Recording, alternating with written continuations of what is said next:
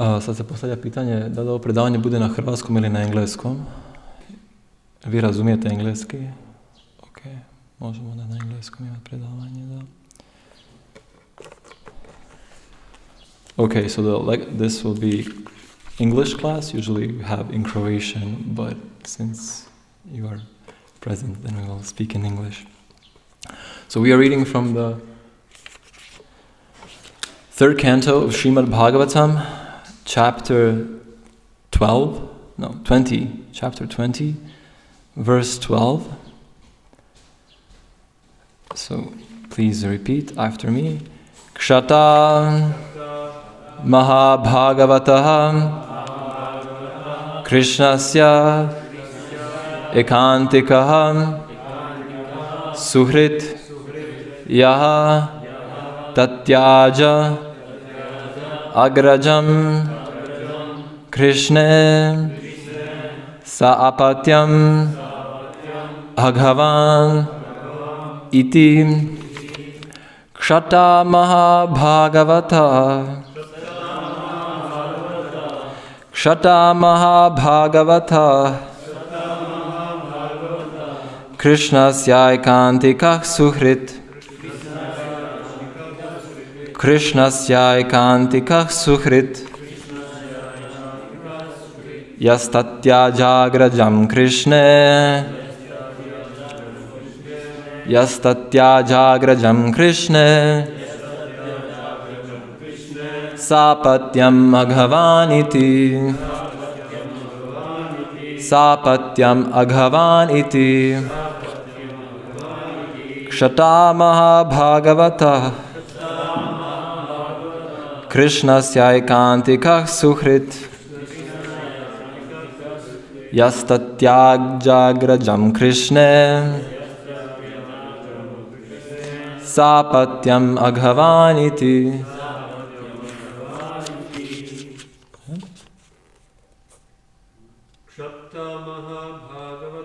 Kshata Mahabhagavata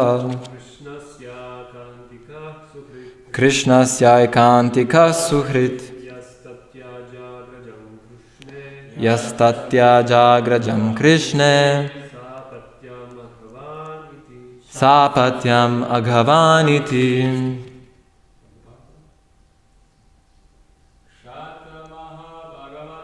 Kshata Mahabhagavata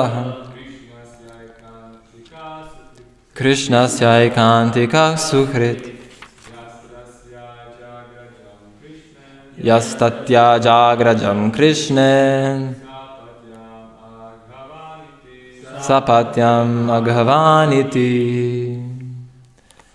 Word for word translation.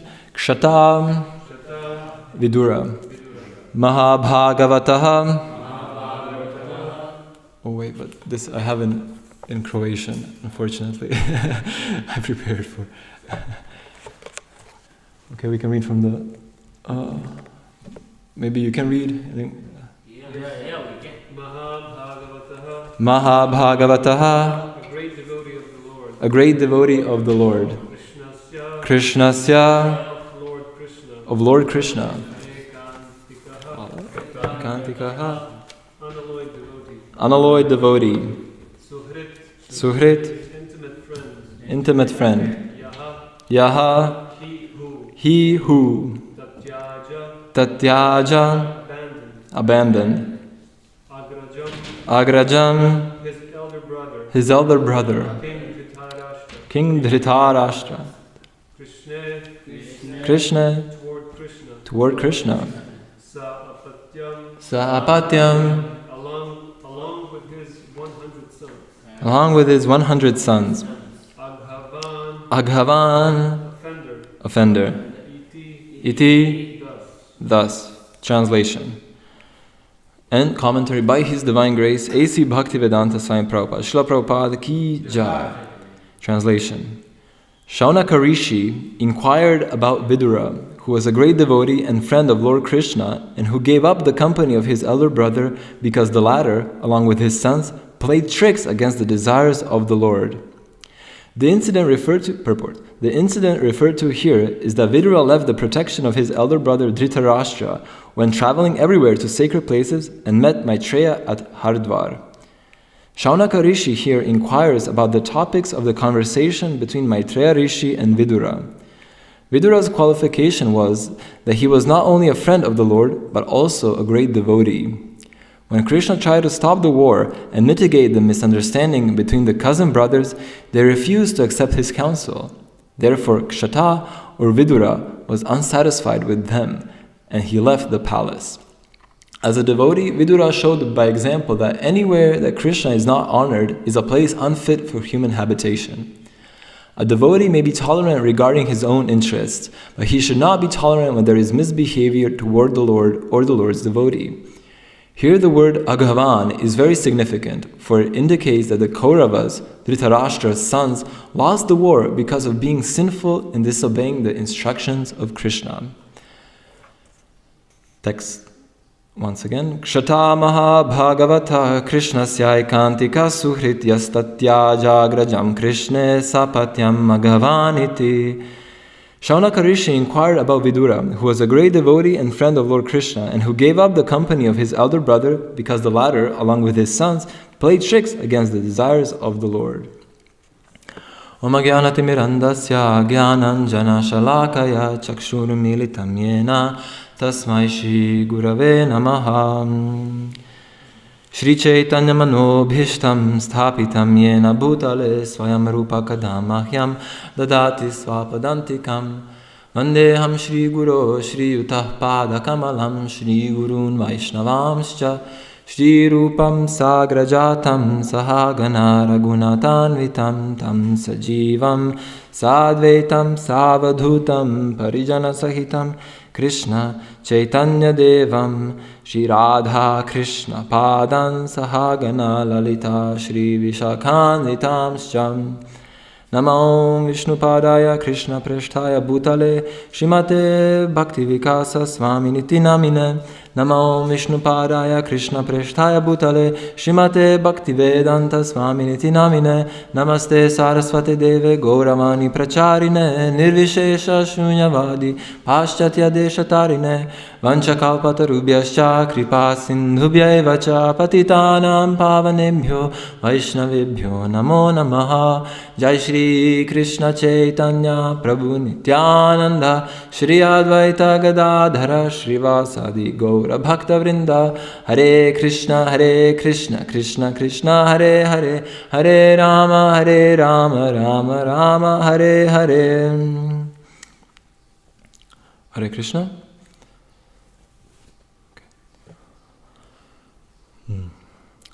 So, in the Srimad Bhagavatam, there are descriptions of many people and their activities, but the central focus of the whole of Vedic scriptures, and especially the Srimad Bhagavatam, this particular book we're reading, which is the essence of all the Vedic scriptures, the particular focus is on Krishna. Krishna is the Supreme Personality of Godhead as revealed in the Vedas. His activities are transcendental. They are not of this world because he himself is a completely transcendental entity. He is the source of all existence.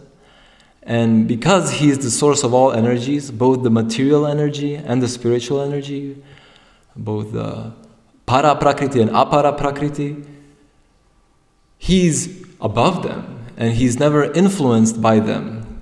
We, on the other hand, mortal living beings like us, living souls who are trapped in this material world, we are very much under the influence of laws of material nature. We are born against our will. We grow up against our will. We are assigned a particular family, country, society against our will. We have to grow up. We have to grow old. We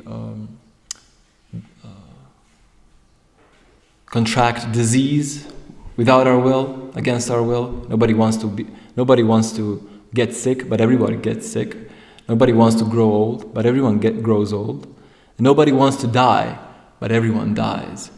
These are the stringent laws of material nature. These are the rules of the game in this world, and there is no way around them.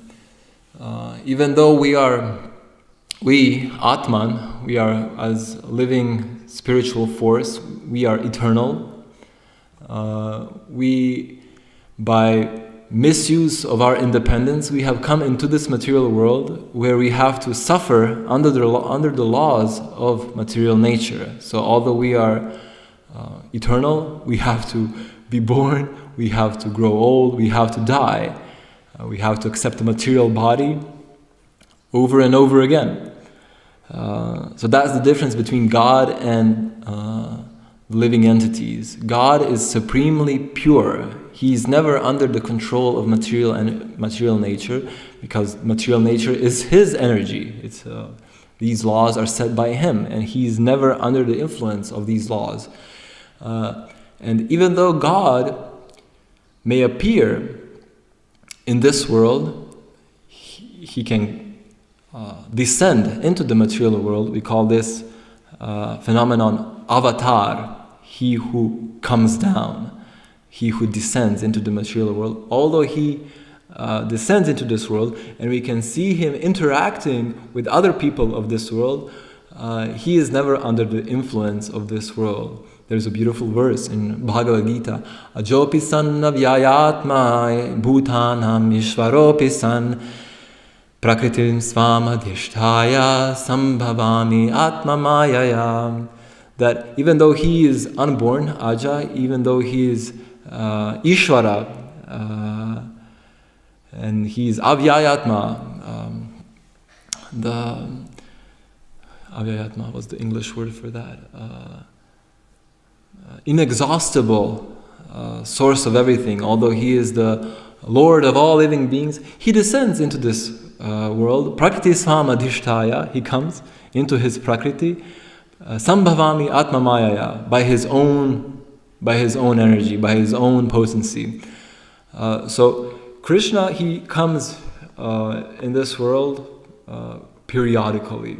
The history of this material universe reaches back much longer into the past than we are made to think by Western historians and scientists and whatever. Actually, the whole time of this universe is divided into cycles that repeat over and over again.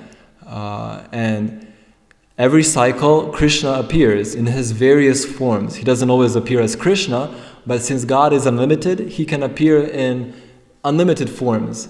And he does so in order to reinstate the true nature of religion, to reinstate dharma, to reinstate morality and the real values of human life.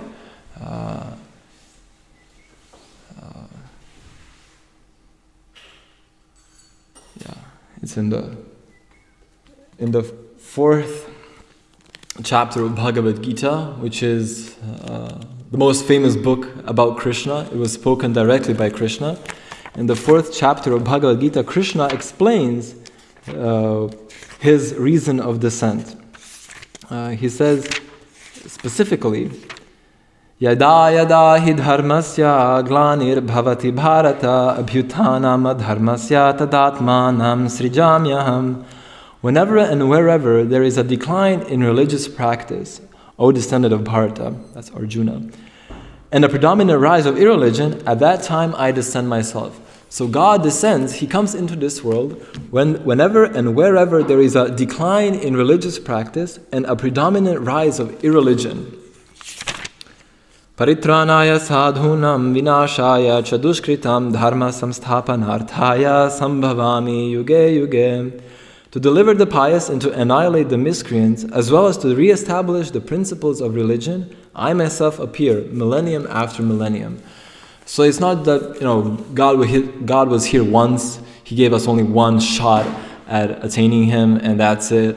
And if we don't accept what he says, we're gonna burn in hell forever or stuff like that. No, it's not like that. God is supremely merciful, and out of His causeless mercy, He comes into this world, either Himself directly, or He can also send His representative. He can also send an emissary on His behalf, with the aim of re-establishing the true principles of reality, of religion, of true understanding of the world. And 5,000 years ago, Krishna, the Supreme Personality of Godhead, walked this earth. As I said, there are many incarnations, but we are lucky because right now we are in this age called Kali Yuga. And this particular Kali Yuga is very special because it comes right after the avatar, the appearance of Lord Krishna. Krishna appeared 5,000 years ago, and that may seem a long time ago. We don't remember what happened 10 years ago in our life, so what to speak of 5,000 years ago. But actually, in relation to in the context of cosmological time, that's pretty recent. It's like 5,000 years ago. That's not so long ago, and by the mercy and grace of great sages, of great teachers of spiritual knowledge, like Vyasadeva, and the whole Guru Parampara, the knowledge of Krishna and His activities in this world from 5,000 years ago, it was preserved. They wrote down what happened. They wrote down what he looks like, what he does, how he behaves, how he interacts with people. And this supreme knowledge of God is delineated through the disciplic succession and is available to us right now. There is no need to speculate. A lot of people nowadays, they refrain from describing God because they have no idea what God is, and therefore they invent so many ideas. God is love. God is whatever you believe He is. You have your God. I have my God. Every village has their own God. Every culture has their own God. Why did this happen? Because people, out of forgetfulness of real nature of God, previously the whole world was actually united in Vedic culture. Like if you go back 5,000, 6,000 years ago, you'll find evidence that the same knowledge was being broadcast all over the world, even in the Western countries. So people were united in this Vedic knowledge of the supreme truth. But over time, as people tend to forget things, they tend to lose things, and Mukunda Datta Prabhupada's disciple once said, it takes one generation of negligence to destroy thousands of years of culture. If you have a culture descending thousands of years that's being passed on from generation to generation, it takes only one generation to neglect this culture for that culture to be erased forever. So it's very easy to lose spiritual culture, and it's very important that we find a true representative of true spiritual culture. So in this Srimad Bhagavatam, as I said, in all of the Vedas, but especially in Srimad Bhagavatam, the focus is on Krishna. That's the goal of all Vedas. Veda means knowledge. The word Veda means knowledge. And the supreme end of all knowledge is to understand God, to understand the supreme being, to understand the absolute truth. And so all the Vedas focus on this. And Krishna says famously in Bhagavad Gita that, what's that, in the 15th chapter? I'm forgetting my verses. Vedaischa sarvaraham eva vedyo, Vedanta krit vedavit eva chaham. Krishna says that I am the goal of all the Vedas. Vedaischa sarvaraham eva vedyaha.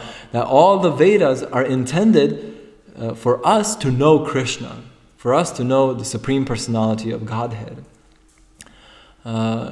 Krishna is also the compiler of the Vedas. He's the supreme knower of the Vedas. He's everything regarding the Vedas. The beginning, middle, and end of the Vedas is Krishna. So, by understanding here, what we just read, it's an excerpt from Krishna's pastimes, Krishna's activities 5,000 years ago. Still preserved, still with us, and we get to read, we get to find out what he did.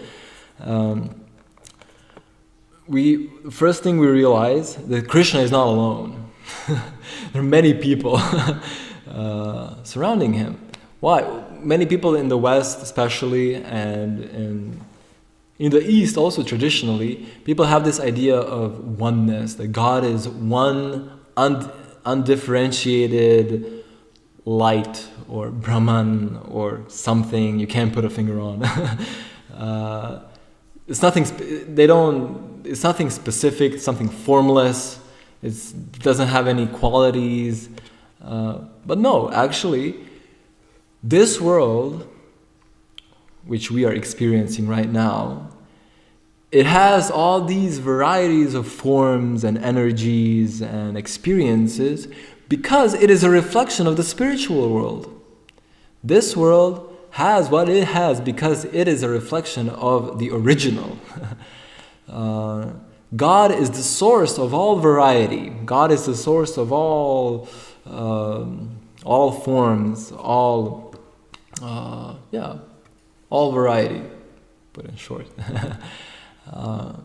And therefore, in the spiritual world, there is supreme variety, the most diverse variety of all things. God's creation is divided into, it's multifarious, but is divided primarily into two sections: the material world and the spiritual world. The spiritual world, we find also descriptions in the Vedic scriptures, which is also like very unique, very, very valuable for us to actually approach this knowledge and take the opportunity to get to know it. But anyway, that's a different subject. Krishna is not alone. Krishna, he's the God. He is the supreme enjoyer. And as it said there's a Latin phrase, varietas delectat. It's Latin, like a Roman phrase. It means that variety, varietas, it's a similar word, delectat, gives pleasure. Variety is the source of pleasure. And for Krishna also, Krishna expands, he's the source of everything. And he expands into unlimited varieties, unlimited living entities, unlimited manifestations of his energy in order to increase his enjoyment. And therefore, he has a lot of people with whom he enjoys. God is not alone. There's no meaning to the word God, Ishvara, if there is nothing to be God of. There's no meaning there's no meaning of the word king if you're alone. You're just king of yourself, but okay, but you're not really a king, So king means he has his royal guard, he has his ministers, he has his treasury, he has his army, everything. He has his palanquin, he has his servants, his cooks, everything. When even this bogus material Western politicians, when you see, a few days ago we saw Trump shot. He was like shot in the ear. Maybe you saw in the news. So immediately, the Trump shot. Immediately there's like 10 people around him. He's not alone. The Secret Service protecting former president of the United States. So similar, it's the same with God. God has many people around him. And Vidura, of whom there is mention in this verse we just read, Vidura is one of those people who are very close to God. One of those people who are very dear to God. And because of his intimacy with God, he is himself worshipable. He is himself worthy of a whole class about him, of being we get to read about Vidura, we get to see his activities, because all his activities are directly in relationship with God. Therefore, he's a very exalted spiritual being. Because he has his eternal relationship with God, he is liberated. We've forgotten our relationship with God. We are not these bodies. Let's make that clear. We are spirit souls, and we do not belong in this world. We actually came into this world from the spiritual world. Why? That's a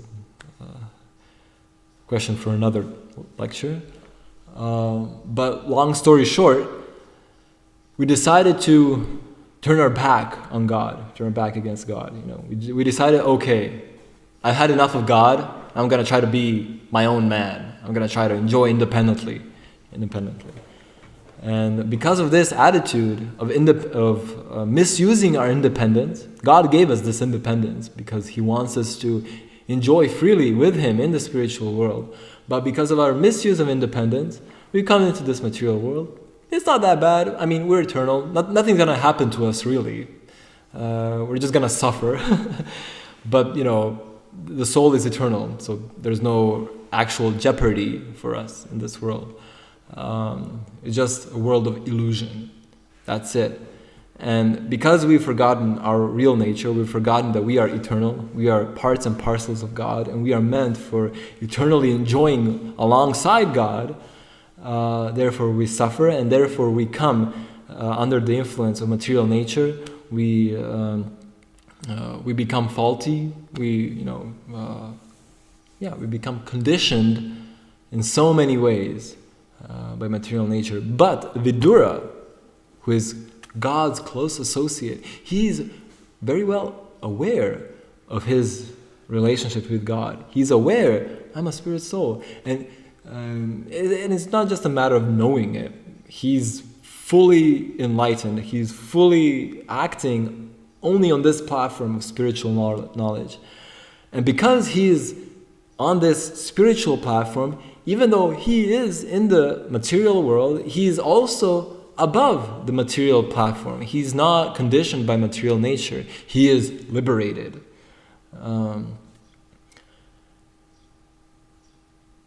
Just as Krishna. Krishna is... There is this verse in Bhagavatam. Avajananti mamudha manushim tanumashritam param bhavam ajananto mama bhuta maheshwaram. Krishna says that when he descends into this material world, when he comes here in this universe, there are many universes, and Krishna visits them all. But when he comes in this material world, in any one of the universe, people mistake him to be an ordinary human being. Manushim tanumashritam. They think, oh, he's just a man like us. And similarly, we think of the unintelligent people, we think of these sages, these great souls like Vidura, to also be, oh, he's just a man, he's just an ordinary being in this world. But that is completely wrong. They are not. Even though they act within this world, they are completely absorbed in spiritual nature. Their consciousness is spiritual, and therefore they are completely liberated always. They are never touched by material energy. And how is this relevant for us here and now? It's relevant for us because without Krishna appearing in this world, without his devotees appearing in this world, without these great sages, great souls appearing in this world, we would not have actual information of the spiritual world. We would never actually get this insight into our own nature and the nature of the spiritual world. Krishna, he himself said, he is the supreme spiritual master. He is the supreme guru, and through him and his emissaries in this world, we get spiritual knowledge, transcendental knowledge.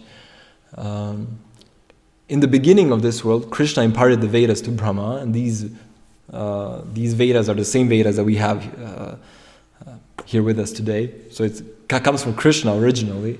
He's Vedanta Krit, he's the maker of the Vedas. And all other scriptures come because of his will. He sends for a particular purpose, a particular person, his emissary, to develop a particular type of religion for various circumstances and stuff like that. And knowledge, like we have spiritual knowledge coming from Krishna, but the essence of spiritual knowledge is Krishna himself. Krishna himself is the Krishna's form, Krishna's names, Krishna's pastimes, Krishna's entourage, Krishna's abode. That is the core of spiritual knowledge. And it is all revealed in the Srimad Bhagavatam. The position of the soul, the mechanics of this material world, how spiritual consciousness becomes perverted in this material world, how to get out of this situation, how to become liberated, Krishna's various incarnations, what are there are many subjects. And in the 10th canto of the Srimad Bhagavatam, the Dashama Skanda of the Srimad Bhagavatam, the supreme nature of Krishna's pastimes, Krishna's abode is revealed. And this is actually crucial for us as conditioned beings in this world. We are now engrossed in material conceptions. We think in terms of I, me, and mine. We think in terms of the material body, and we judge reality on a material level. We perceive reality on a material level, a level of duality, because we are on the platform of sense perception, matra sparshas tu kaunteya, shitoshna sukha dukkha dahagama apaino nitya stam stitik shasva bharata. Krishna says in Bhagavad Gita that due to our sense perception, because we perceive the world through the senses, through this body, we judge the world according to the body. We get happiness and distress, we get heat and cold, we get pain and pleasure. And when we are immersed in this duality of good and bad, normally we try to get the good and avoid the bad. And this is the story of everyone's life. We're constantly trying to get the good, avoid the bad. And we make up so many strategies. How will we do this? We have a job, a car, maybe rent a car or something, and family, then various strategies, and we spend our whole life worrying about this. That's our whole life, our family, our job, or how we're gonna pay the loan, and mortgage and stuff like that, and send our kids to school. There are many people. You are from Nepal? Yeah, many people from Bharatvarsha, Nepal, India, Bangladesh, they go to America. I was just recently in America. There's so many Indians there. It's a big concern, everybody wants to send their kids to the US, have a big college. You're here in Croatia, that's like second best. So that's our whole life. But this is completely materialistic way of life. Why? Because it's based on the conception that I am this body, and the goal of life is to maintain this body. The goal of life is to get Janma Ishwarya Shruta Shribhi. The goal of life is to attain good birth, wealth, Aishwarya, Shruta, good education, beauty, and all opulence. We think this is the goal of life, but this is not the goal of life. We are eternal spirit souls. And all of these temporary things have no use for us, really. We're just here temporarily. It's like, this is not our first life. We've been in this world thousands of lives, millions of lives, billions of lives. In every life we had a family. In every life we had some occupation. We come and go. After we die, we get born again, and then live our whole life again, and then die again, and then born again. In Bhagavad Gita,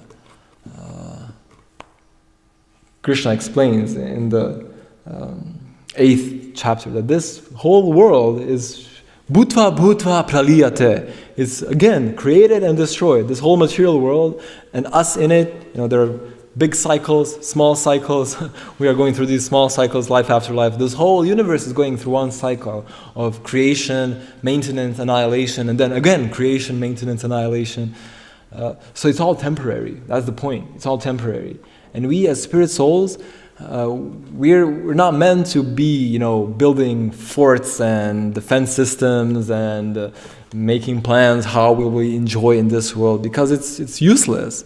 It's like you're on a train station. I don't know if you ever traveled long distance on a train. Sometimes they stop at a train station and it's like you have half an hour. You can go outside, walk, go to the toilet, whatever.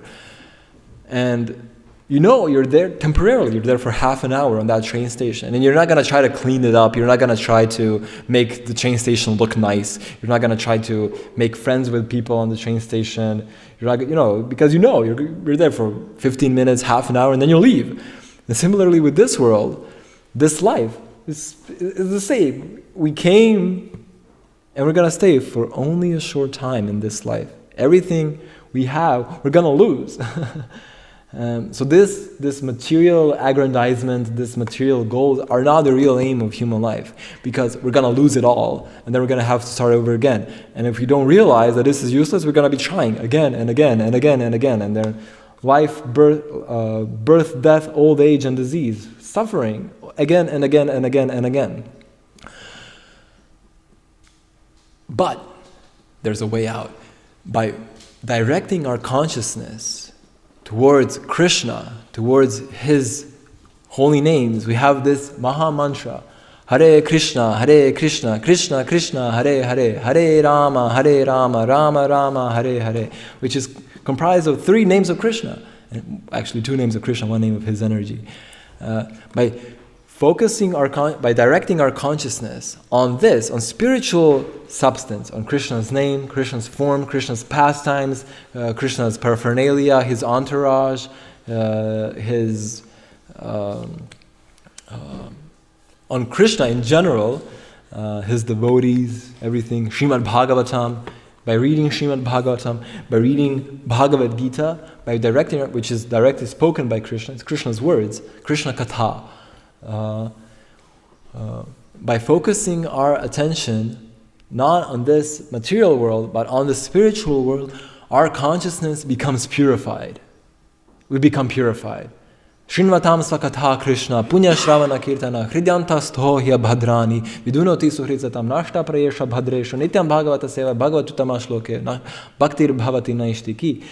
We become purified by service to the Bhagavata, to Krishna, to His devotees, by paying attention, by coming into class. We can also listen on the internet. This is being broadcast on YouTube.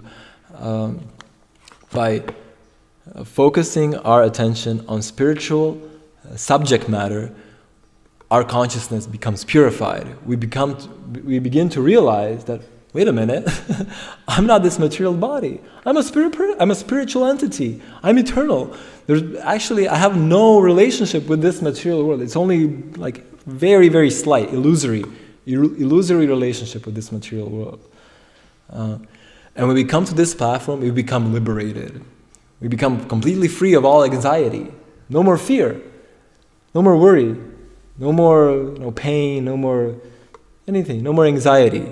Why? Because we understand. As I said before, it's not a matter of just knowing, okay, I'm not the body. No. By regularly hearing, chanting of this Maha Mantra, that's the most important part. Chanting Hare Krishna is the essence of all Vedic knowledge. Is this mantra, really. Lord Brahma says in the Kali Santarana Upanishad that you're not going to find anything in all the Vedas that's better than this mantra. So it's authorized, it comes through the disciplic succession. By focusing on this mantra, you can sing every day, at home, you can chant Hare Krishna, Krishna Krishna, Hare Hare, Hare Ram, Ram Ram, Hare Hare, Hare Krishna, Krishna Krishna, Hare Hare, Hare Ram, Rama Hare Hare. We can do it together. You can do it alone. We can do it together, as we just did. We sang Hare Krishna with instruments, melody, and it becomes even more exciting. But by focusing on this sound, we are actually focusing on Krishna, because since God is absolute, His name is non-different from Him. And one who chants this Hare Krishna mantra purely by leading a pure life, by following the 4 regulative principles: no meat eating, no illicit sex, no intoxication, no gambling, and by chanting this Hare Krishna mantra, our whole existence becomes purified, everything. And when our existence is purified, we get to see reality for what it really is. Then we become liberated. And we get to, when we advance even more and more and more, we get to associate with God directly, the supreme source of all pleasure. We get to see Him face to face. Bhaktya mam abhijanati yavanyaschasmi tattvataha tatoman tattvato jnatva vishate tadanantaram. God can only be known through love and devotion. When we show our love to God, by chanting His name, by coming into class, hearing His message, by associating with people who dedicated their life for His service, by engaging in service of God ourselves, God reveals Himself to us. We cannot know God by our own strength. We can't, there's nothing we can do that we will make God appear before us. It's like trying to see the sun using a torch. It's useless. When the time comes, the sun will rise and we will naturally see the sun. So similarly, we cannot see God by our own endeavor, but through love and devotion, God will appear Himself. He will reveal Himself to us, and then everything will be clear. It's scientific. There's no doubt about it. Everybody can experience on their own, in their own example, in your own life, you can experience when you practice this knowledge, when you chant the Hare Krishna Maha Mantra, your life changes, your consciousness changes. You immediately start feeling some effect. And the more you go on, the more you'll realize, actually, I don't have so many problems. You will get this experience that your life's problems will diminish, because you will no longer be entangled in this material world. Your consciousness will be on the spiritual world, in the spiritual reality, and this material world will no longer affect you. And that is liberation. And the supreme liberation is when we get to serve God and associate with God eternally, in our original position. That's the perfection of human existence. Everything else, apart from this endeavor to know God and to try to establish our relationship with Him, everything else is temporary. Everything else will pass. Everything else we'll have to lose. But our relationship with God will continue on eternally. So that's where we have to invest our time, in getting to know God, using this human life to know God. We might not get the opportunity in the next life. Who knows where will we be born? So, use this opportunity now. That's the first sutra of Vedanta Sutra, the essence of all the Vedas. Atato Brahma Jigyasya. Now is the time for spiritual realization. Now is the time for spiritual inquiry. Okay, I'll stop there. Thank you very much. Are there any questions? Now you can ask questions. And feel free to ask anything. You can ask anything. Može i na hrvatskom. Was everything clear? Yes. Okay.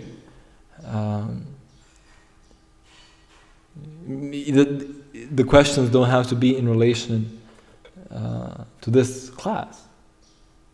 Okay, Vrishabha Prabhu? So you want to say that the Vedas say that if we chant this Maha Mantra, that we will achieve all our desires? Yes. So is it just like that? Yes.